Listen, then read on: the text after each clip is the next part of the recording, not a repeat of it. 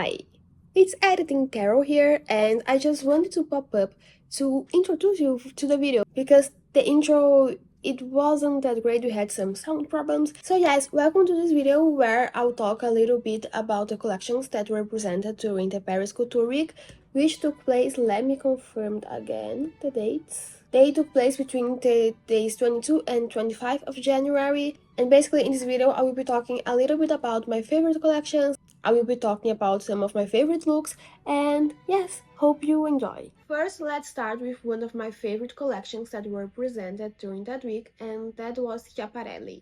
Daniel Roseberry has been doing an amazing job at Schiaparelli, and for the Spring 2024 collection, it was no different. This collection was inspired by retro tech, like tech from before the invention of the iPhone, plus some of his favorite sci-fi movies, the works from the big couturiers from the past, and also the designer's Texan upbringing. And basically the result was a collection of wearable, surrealistic masterpieces, and I am obsessed with the brown miniskirts with the matching boots, and I would love to have that in my wardrobe. And I'm just saying, okay?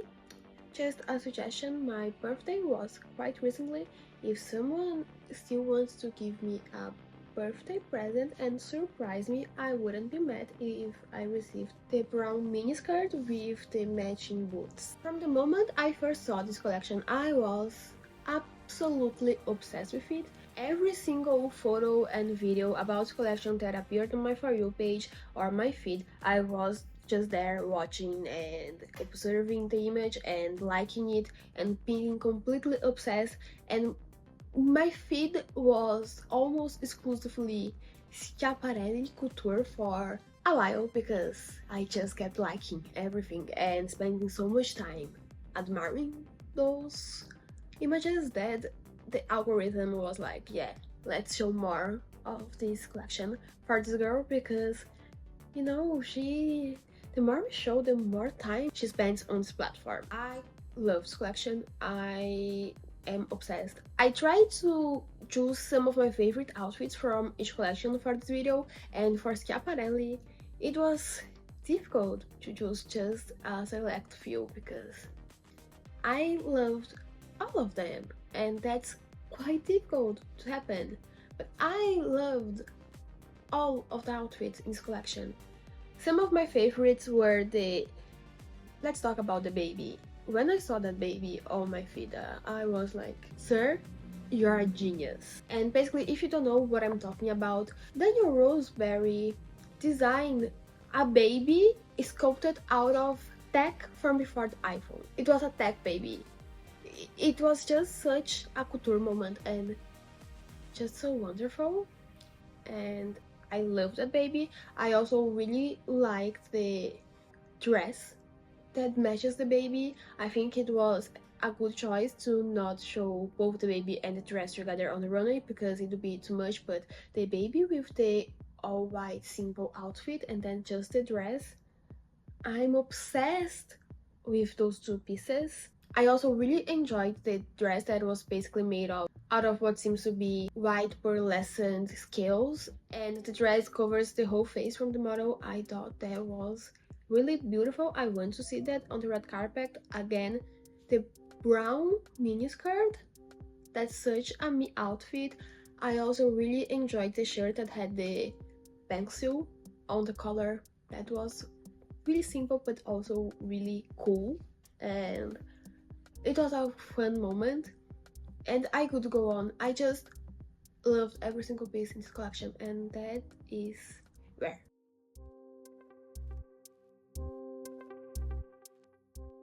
Next, let's talk about Giambattista Valli. In this collection, he was inspired by flowers and the comforting power of nature. As it is with Giambattista Valli's designs, this was very girly, very romantic. One of the particular details about this collection was the amount of flower and flower motifs throughout the collection. It was also very whimsical, and in terms of my favorite looks, I really liked the short corset pieces and also the way he reworked his signature excessive tulle designs. But now when it comes to the floral prints and those solid block color outfits. I was not a big fan of them. I much prefer the short corseted pieces.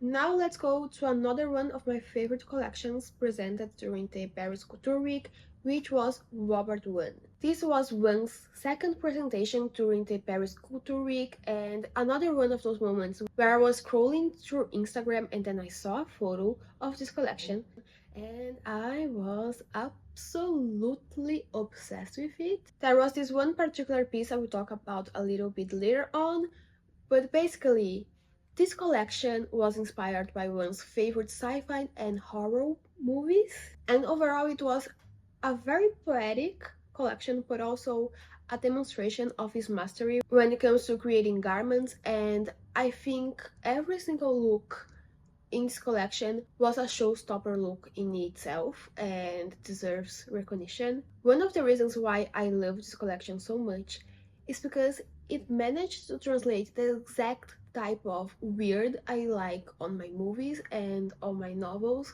into garments. So basically this collection combines two worlds I really adore. I really like the blood spatter bridal look, but the look that made me fall in love with this collection, and I saved a photo on my phone and I sometimes just keep there looking, it was this hat that looks as if the model broke her skull open and now you can see a very red ring, and I just love this hat. I think, again, it's not that I think, I'm sure it's because this collection managed to translate the type of weird I like in stories into clothes, and that is amazing. Now let's talk about Valentino. This was basically a continuation of the bursts of color, effortless, more casual wardrobe essentials mixed with more traditional couture styles that Pier Paolo Piccioli has been experimenting with for quite some seasons now, and yeah, it's just more bursts of color.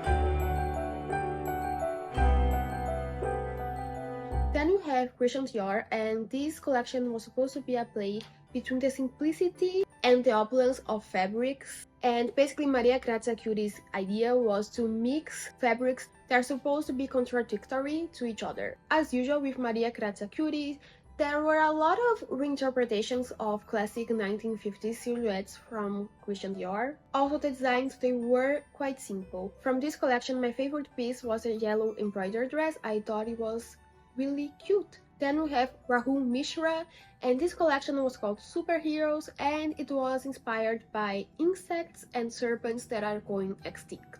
And throughout this collection, these animals, they were beautifully recreated in embroideries and appliques on the garments. The first look was actually a recreation of a petri dish full of dragonflies. I think the garments were beautiful, I liked the message behind it, but the outfits that I truly enjoyed the most were the ones that had a little bit of a more surrealistic appeal. Then we have Zuhar Murad, or I don't know, I always get confused when it comes to pronouncing the name of this brand, but this collection was inspired by the Phoenicians, their love for sea, the Mediterranean trade, and overall their culture. Overall, this collection was different from the previous ones from this brand because it actually didn't feature big ball gowns or the bridal looks the brand is known for. There were also a lot of drapings and low waist and broad shoulders and a lot of garments that they were reimaginations of the clothes that the goddesses wore, and they were all painted in these sunset hues.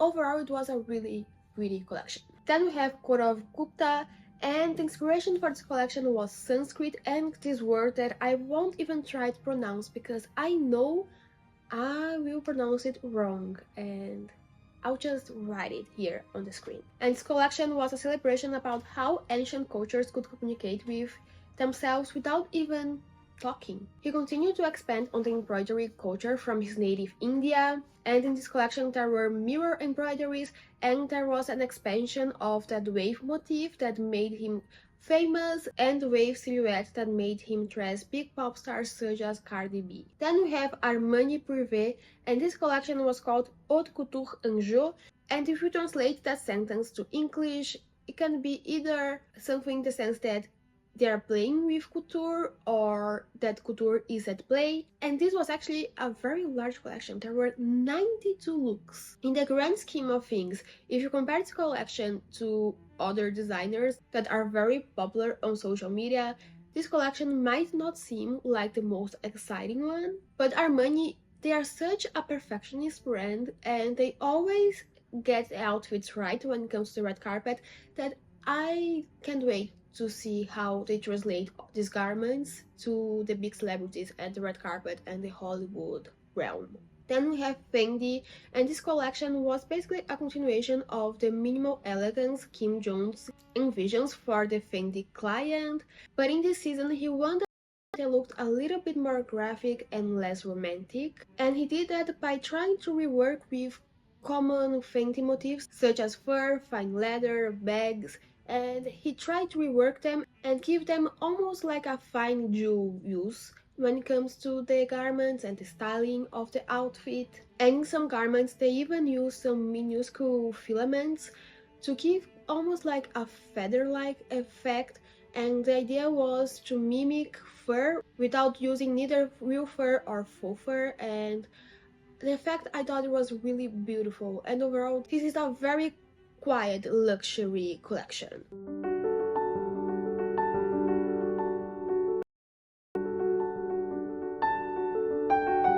Then we have Chanel, and this season Virginie Viard was very inspired by ballet and the idea of lightness and the celebration of being girly and kind of the frivolous aspect of fashion and dressing. The show opened with Margaret Qualley in this Pierrot ruff and a white tweed jacket, a skirt and thick white tights. The thick white tights, it was actually a common motif throughout the whole collection, and this dancer aesthetic was very present throughout almost every single outfit from this collection, including what I consider to be the best outfit in the whole collection, which was this black coat dress that was nipped at the waist and it was paired with a ballerina tutu, and I just really like this outfit. I think it looks really pretty and it encapsulates perfectly the themes of this collection. When it comes to the order where the pieces were presented, at first it was very heavy on the white, and then some pastel colors started to show, and then we have black, and then we had a mixture of white, pastel and black. If you look from a distance, some people might not enjoy this collection. They might think aesthetically it's not that beautiful. I personally disagree. I really like this collection, and what I like the most about Chanel, and especially Chanel Couture, the magic is in the details. It's in the amazing craftsmanship, in the amazing techniques they use to create a garment and accessories, and just this construction of a garment. It's just so beautiful and it's just so well done. Chanel, it's usually on another level of craftsmanship that most brands simply can't achieve because they don't have the ateliers and the professionals and all that training that the Chanel professionals have to create this mastery of pieces that you don't notice until you pick it up and you feel the way the garment was created. Chanel, it's one of those few brands that can actually make a garment and you look at it and you say, what kind of witchcraft is this? Because it's just so well constructed and it's just so perfect. Truly, a Chanel collection, it's better enjoyed if you pay attention to the details rather than the whole big picture side of things. Okay, now let's move on to another one of my favorite collections presented during the Paris Couture Week, and that was Jean-Paul Gaultier. Ever since Gaultier retired, the brand Jean-Paul Gaultier has been partnering with different big designers to design a couture collection. This season was Irish designer Simone Roja from the eponymous brand. The idea was to use the couture techniques and then merge it with the DNA of Gaultier, the designer, such as the playfulness, the provocative, the sensual aspects of his designs, and merge it with the DNA of Simone Rocha, which is more feminine, with a rebellious side, with pearls and bows, and the Rocha-isms of design. Early in her design process, Rocha, who is Irish, she delved into the archives of the brand Jean-Paul Gaultier, and she was pleasantly surprised to find out he had previously used Irish crochet techniques on garments, so naturally she decided to incorporate this design element to the garments she was creating for this new couture collection. She also played tribute to a lot of couture design classics, and then she reworked them through a lens of her design style. In one of my favorite outfits from this collection, she used the pattern stripes that are really common on couture designs, but she reworked it by making a top in the motif that was made entirely out of bows and ribbons. She also reworked the scone press pieces that now had points that resembles rose thorns. She reworked the motifs from the tattoo collection, she reworked the corsetry, and this is all in that feminine style she is known for. She also reworked on that idea of the big couture ball gown, and she did that with the help of a lot of tools, and in some pieces in this collection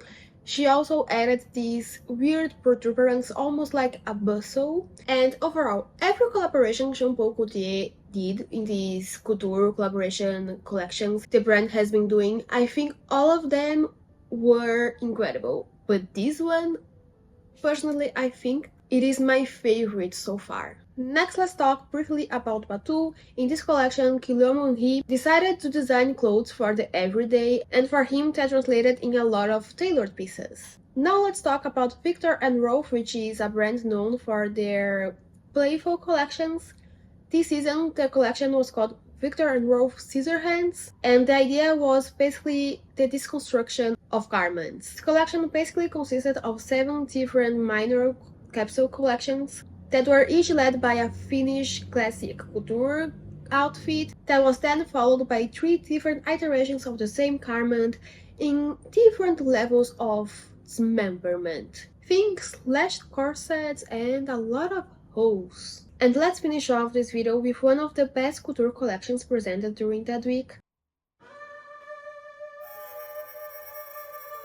And that is Maison Margiela. This was the first time in a long time where we got a new collection that feels 100% authentically Galliano. This collection was inspired by the 1920s and 1930s portraits of the Paris nightlife by the photographer Rasset, and is basically translated in extreme corsetry, padded hips, very sheer dresses and fabrics, paired with wild hair and this makeup look by Pat McGrath that had an eerie feel. It almost was like a doll-like feel, it's kind of eerie. I think that's a good word to describe this makeup. The makeup was an art piece in itself, and I gawked at every single photo Pat McGrath posted of this collection.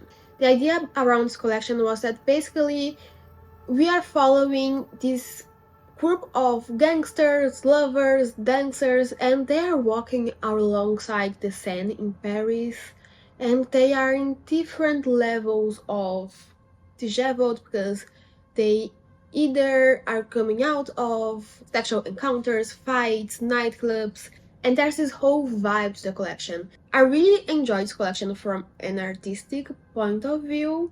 In a way, it is also kind of nostalgic for me because Galliano was one of the designers that made me fall in love with fashion when I was a tiny little kid seeing Galliano designs on the pages of magazines.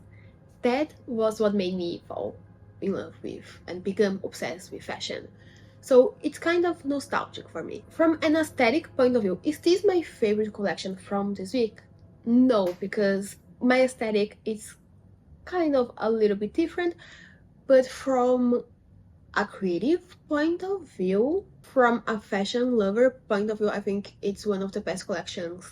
It's truly something unique, and it's actually refreshing to see a brand new collection that feels 100% authentic Galliano by Galliano, and I was pleasantly surprised when I first saw the pictures of the collection. So yes, that's it for this video, and yeah, if you like this video, give a like and subscribe, and I will see you very soon. Bye!